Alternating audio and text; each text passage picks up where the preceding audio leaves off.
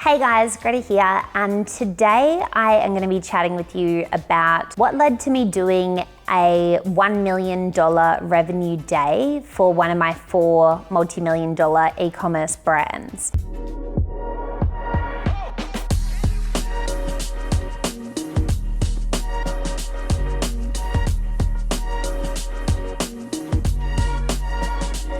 So this was for my second e-commerce brand, the Fifth Watches. By this point, I had been in e-commerce with my first brand, Skinny Me Tea, for 3 years. It was December 2014. I remember we received the watches the 2nd or 3rd of December, and we were like, well, we're called the Fifth. We may as well wait until the 5th to launch. And we're like, yeah, sounds good. At this point, we were just going to be selling our watches every day.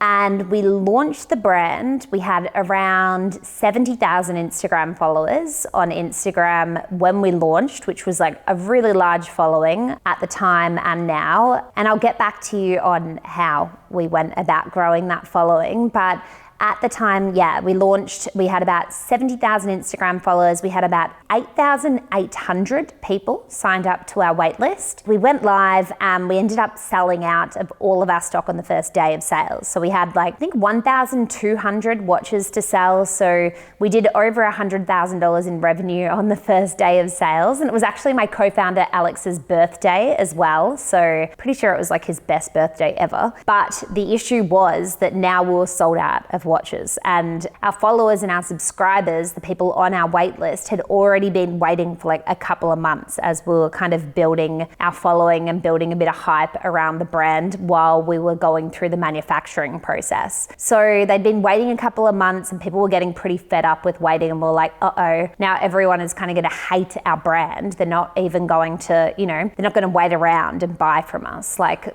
we've lost, those 7,000 people. We may as well just start over and start waiting, building the next kind of list for the next launch. And then we kind of sat down and workshopped it out. So I remember we were in the kitchen and we were talking it out, and I was like, oh, well, we're called the Fifth. We launched on the 5th. We sold out in, yes, a day. But what if we sent an email out to the rest of the people that missed out saying, okay, we're called the Fifth, and little did you know, or well, actually even we know, that at the Fifth, we only sell our watches on the 5th of each month for 5 days or until sold out previously. So it's really important that you're on our wait list, because it means you'll be notified first when we're back in stock again next month on the 5th, because we already actually had our second round of product pre-ordered, because once we got to that many signups and that many followers on Insta, we realized about a month out before that, because it was about a 2-month lead time to get the watches, we realized, we better order a bit more stock. We only have,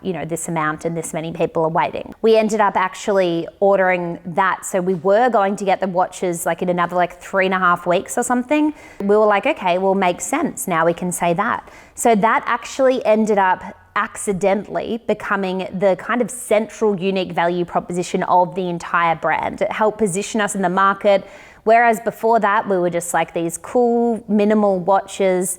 Now we were exclusive, and now we were focusing a lot on scarcity, and that was driving a lot of perceived value for our brand as well, because traditionally a lot of designer items are exclusive because they're expensive. That $4,000 handbag is exclusive because not that many people can afford it, therefore not that many people have it, and that adds the exclusivity and increases perceived value. We were exclusive because we were only available for a limited amount of time. So that limited sales model not only increased the exclusivity, but it increased demand through scarcity as well. And we had a really, really strong, compelling reason to have to sign up during the month. So basically, for 25 days a month, we would be collecting leads or emails, any way that we could kind of notify our customer that we were going to launch or go live. So we would do things like send out calendar invites. If text message had been a thing at the time, we would have been able to do text blasts. We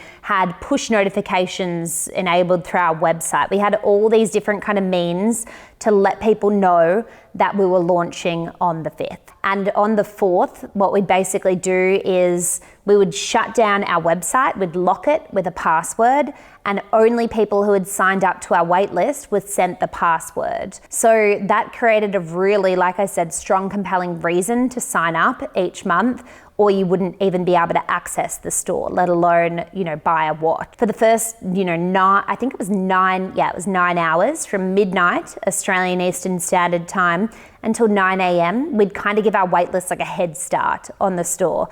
And most of the time, as the months kind of progressed and went by, we were selling out like almost instantly. It's like some products would sell out in like a minute or two. It was almost like a music festival or like a concert where you like stay up really late on like Ticketek and like keep refreshing until suddenly the tickets go online, or people are like willing to line up like around the whole block and wait all night to get something. Because we launched at midnight Australian time, people would literally like set their alarms on their phone. That was one of our main methods of notifying people. It would be like, set your alarm. And that works for like a lot of different brands. I even saw Mecca, which is a big makeup brand in Australia, one of their email subjects the other day was like, launch tomorrow, set your alarm, sort of thing. So I think once people have gone to kind of the effort of setting their alarm, waking up at like an awkward hour especially, they're pretty likely to buy something. Like our conversion rates for the first hour would be like unheard of, like 90% conversions, like just crazy things like that. And as we were building up to our kind of $1 million day, I guess like each month we understood that the more emails that we got, the more money that we ended up making in the following month. When I was building Skinny Me Tea, I just kept focusing on the things that were working. So like building a larger Instagram following meant that we were, when we were posting, we were making more sales and working with more and more influencers.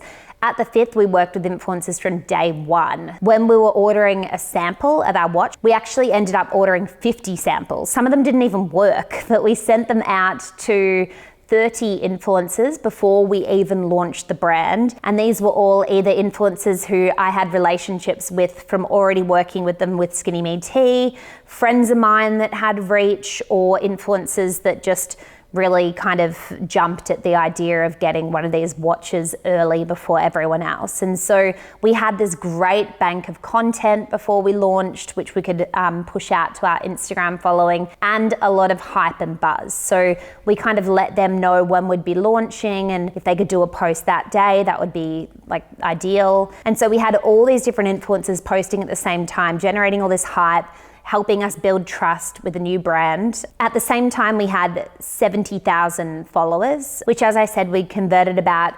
8,800 across into our email subscribers who were all there just to buy watches. So a lot of the time, brands that are launching might kind of kid themselves with their metrics a little bit. They're like, I've got 1,000 signups, like it's gonna be fine. But you have to be sure that they're warm leads. Like if they've signed up to win a pair of Nike runners and then you're selling watches, they have a much lower intent to purchase. So if you're really serious about building a wait list, you really need to make sure that their strong intent is to purchase your product. Otherwise, it's probably just, you're just going to be paying more to send an email out to them through your host. That was a big tip. I know that a board short company that I was involved with before we launched, we did a few big giveaways, like for a GoPro and all this stuff. We had 16,000 email subscribers before we launched, and it did nowhere near as well as the Fifth on day one, because they were there to win a GoPro. They weren't there to buy board shorts. Even if you've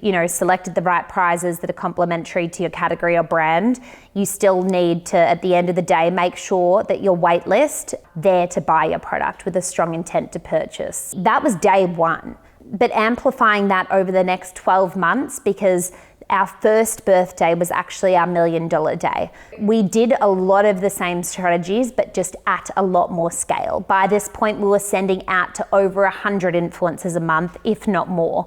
We had some influencers on content retainers. We had some influencers that we were paying to post as well. We were testing YouTube influencers too. One of the biggest campaigns that we ran before this was a viral giveaway. So we used this platform called Gleam, and we were able to generate 80,000 emails in the space of 14 days, just giving away 14 watches, which probably to us was like less than a $200 investment in terms of product. And then we were just using my combined reach on Instagram. I've built up 16 million followers across all of my different Instagram profiles.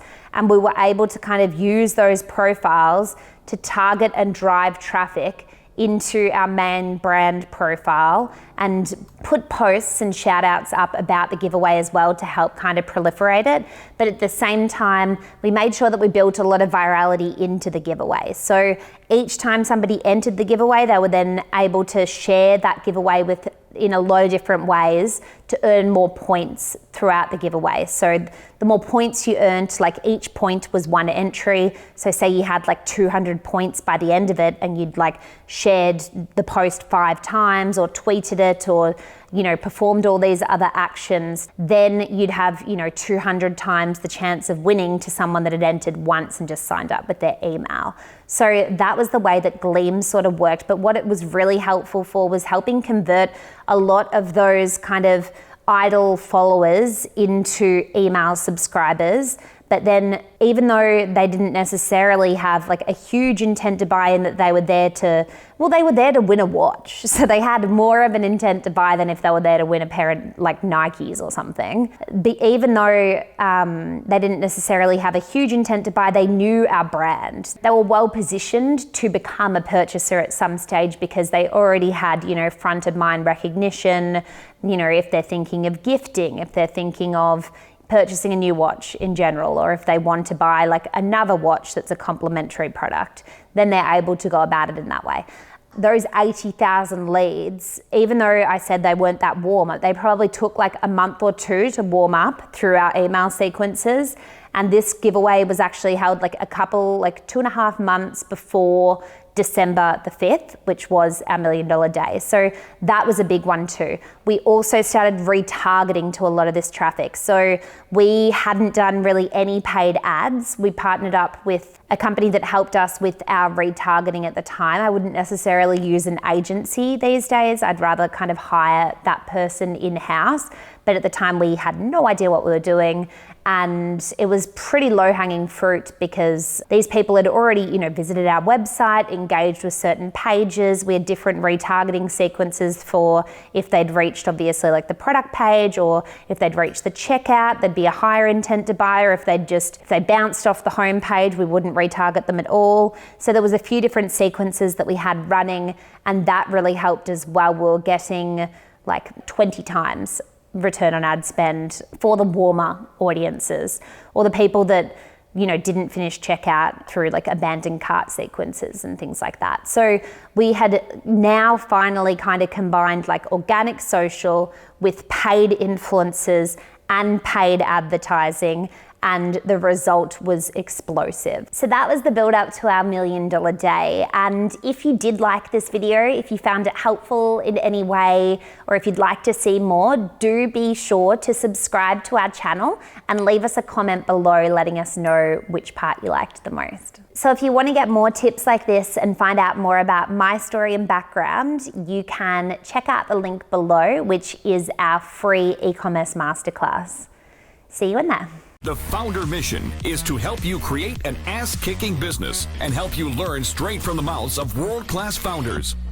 Get your free printed edition of Foundr magazine featuring Sir Richard Branson. Just cover shipping and handling at foundr.com/Branson.